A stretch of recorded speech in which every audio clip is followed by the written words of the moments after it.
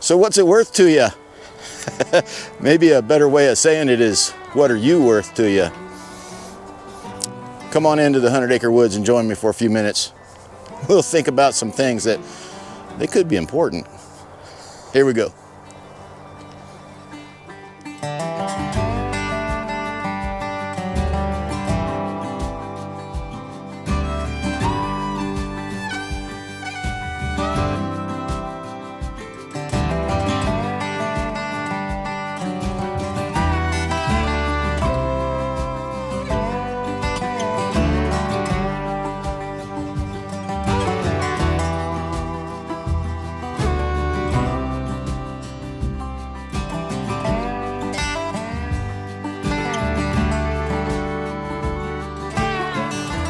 Well, welcome back to the 100 Acre Woods, everybody. I'm Randy, the ragamuffinpiper, and we're wandering through the 100 Acre Woods here. I'm going to find my chair. And I had a few thoughts about self-worth. You know, there's a lot said about retirees, and I know a lot of you are getting close to that. And maybe you're not getting close, and maybe you have the same problem. Little low self-esteem, little low picture of what your self-worth is. They call some of that, you know, your purpose in life. I think they're intertwined. They're a little different, but I've got a funny illustration. I hope that to help you and help me think about our worth. So, oh, here's my chair. Let's get started. Grab a cup of coffee and join me. So we're having our normal roller coaster spring weather here. You can see the clouds rolling in, and they just keep rolling and rolling. But the sky is just beautiful and blue and clear when it's not rolling in and raining, soaking everything really good like this. Let's get on back down to the 100 Acre Woods and we'll get started.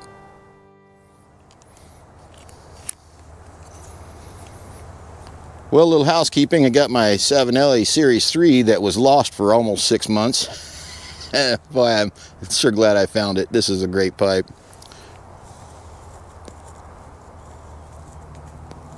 And we're getting a little Captain Black Royal started in there so we can have a little fun time here in the 100 Acre Woods together.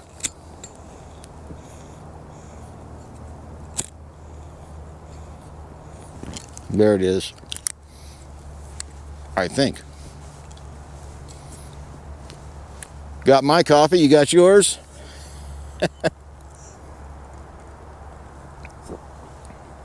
So, what's it worth to you? Yeah, years ago, I did quite a bit of leadership training. We did some church plants, and there was a lot of times we spent in some seminars talking about leadership and, you know, the qualities of a leader, how to build people up, how to build a team, all that kind of stuff. I tell you that to illustrate. There was one guy in particular, and you might recognize him. I'll give you his name. It was Zig Ziglar, and it's been a favorite of mine and my brother's for years. My brother John loved to listen to him. The cadence of his voice alone is worth listening to Zig. He's quite the entertainer. It's kind of like listening to a motivational speaker / Doc Holliday.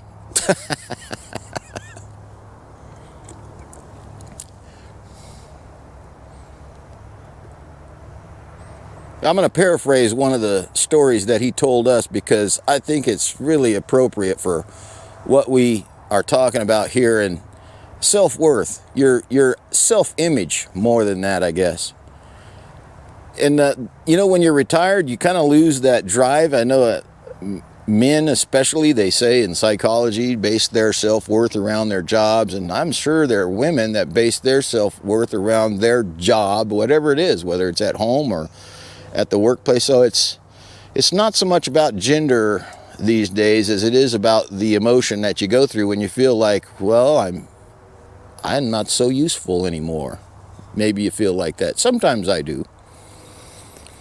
And he told the story this way. He asked everybody, and I'm going to ask you. So when I was working for the county for years, I was on the safety committee. And every once in a while, we had a bad accident happen, and people would lose a finger or or you know, people have lost legs, they've lost eyes because of machine shop accidents.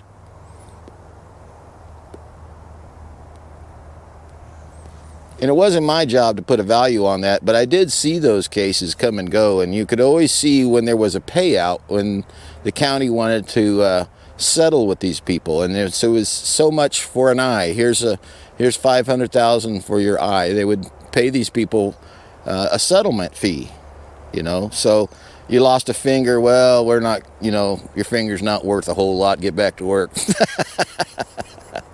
But people lose an arm or pieces of their foot, and you know, they'd get $1 million for their arm. Or we had, unfortunately, we had a couple of people lose their life, and you know, that's millions of dollars that goes out. So they put a price on body parts, and you know, and you start thinking about this in a practical sense. You know, well, my arm's worth about $2 million, and my eyeball's worth about $500,000, and when you add that all up, in the words of Zig, you're pretty pricey. You're worth a lot. And I think if we just stop and take a look at that from that perspective a little bit, when you're feeling worthless, when you're feeling purposeless, man, even the insurance companies know that you're valuable. You know, your company, if you get into an accident, they're going to find out how valuable you are. You know, there is a value on the human life, monetarily. I don't think you can really put a price on it, to be honest with you. But they do attempt to do it. And there's very, very few, I think there's very few times when you can say that no value added. You know how that old statement, well, you know, we know you were in an accident, and we know a drunk driver hit you, and we know you lost an arm and a leg, or, you know, but we don't think it was all that bad, and you're really kind of a throwaway person, so, you know, we don't think we're going to value you too much, so we're not going to give you that doesn't happen, right? Well, it probably does, unfortunately. But for our sake here in our discussion, you know, most of the time there's value added. And I heard from so many retirees, you know, get a hobby, do something to do, get yourself involved in something, because boy, you're gonna wonder what it is that your life's value is now that you're not working. That's true. That's all true. You need to have your value in your life determined not by what you do, but by who you are. And your value comes from other things. Your family values you. Your friends value your church. And I know that many of us here would agree that your God values you. That value is the highest.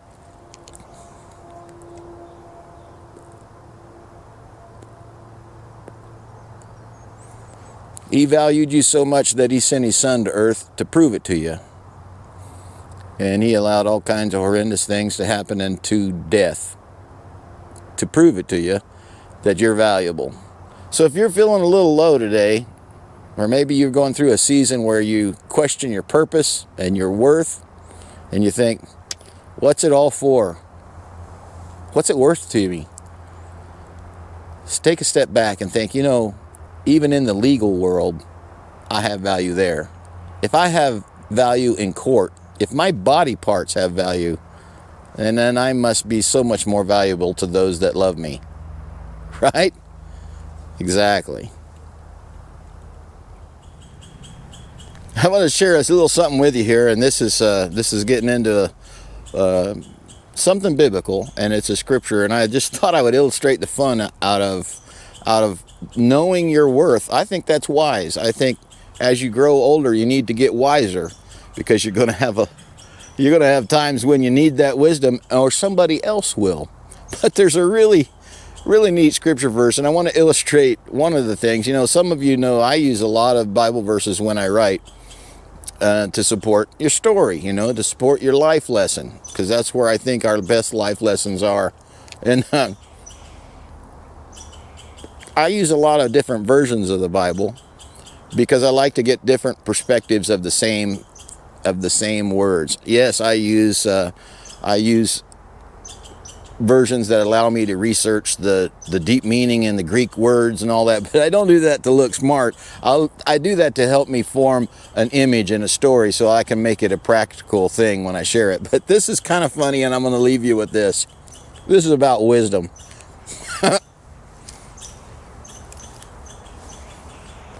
Proverbs 14, verse 24. The crown of the wise is their wealth, wisdom, okay?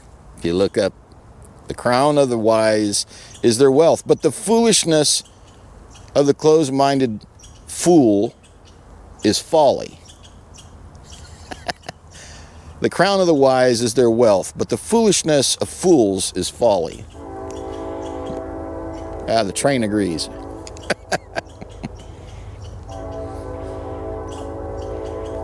So let's have a little fun, and I'm going to switch over to the message, and I want to give you just a bit of fun.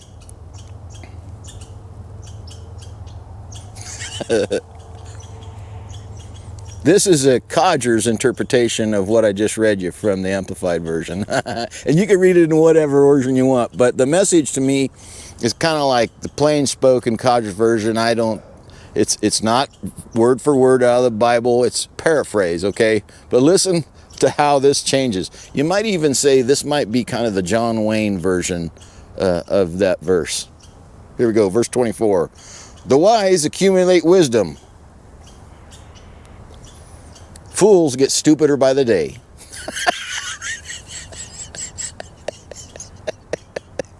The wise accumulate wisdom, but fools get stupider by the day.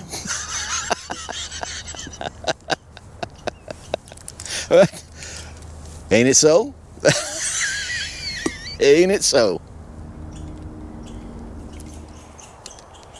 You know, if you're in a place where you're feeling worth less than you think you should, or worth less than you did before, maybe you retired and you feel like you don't have a career, so you're not valuable anymore. Maybe you were a pastor or a church employee, and now you're not doing that, and maybe you feel like, well, now what's my impact? I'm not worth much anymore. I mean, I went through all of this. I have been part of that, and it's a struggle. That's why we're talking about this. I love to point out things that I need to hear. But it pertains to all of us. There's something to be said for your self-worth. Your self-worth, you need to be wise in how you evaluate that. You need to be wise in where you get the definition of self-worth. The crown for people who take the path of searching for wisdom is the wisdom they gain itself. That's it. But fools just get stupider by the day. And on that note, thanks a lot for joining me in the 100 Acre Woods. We're not done getting rain. It's that time of year. I love all the seasons that we have here. Don't feel bad for me when we have snow or rain. I love cold weather. I love the rain, and I like sunshine. And I get to go through all 4 seasons here pretty regular, so I'm doing good. I hope you're doing good. Let's do our best to make it the best day yet today and tomorrow. And attempt not to get stupider by the day. Let's work on that crown of wisdom together. All right? We'll see you soon. This is Randy, ragamuffinpiper. Thanks so much for dropping by. I appreciate it. You guys have the best day yet.